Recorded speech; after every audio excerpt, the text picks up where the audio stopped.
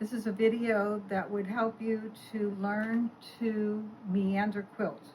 One of the first things about meander quilting and the most important is to keep the quilt flat.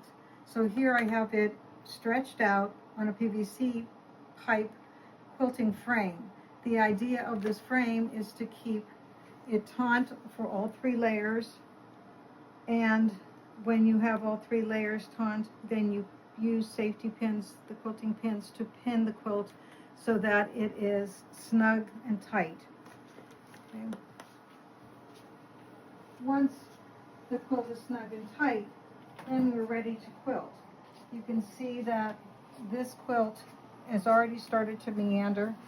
Another important feature of meandering is that when you keep the quilt taut, the back has no puckers. This is very important because it looks on the front like you're meandering and doing a good job until you turn it over and you find out there's some puckers, and then you have to take it out.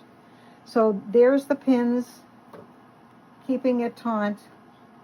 You remove the pins when you go to sew, keeping the material moving.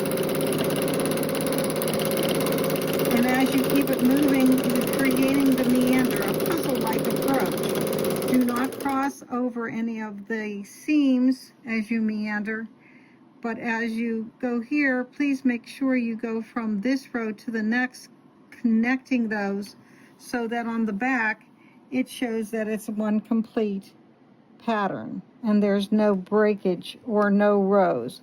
Notice I've been sewing from the top of the quilt to the bottom lengthwise, and then you move slowly each row over toward your left, keeping this part, and eventually it will become big enough that you'll have to roll it to provide space in your machine. A regular sewing machine can machine quilt up to maybe a queen size quilt by doing this and keeping it rolled tight, even using clamps or so to keep that rolled in a very tight fashion.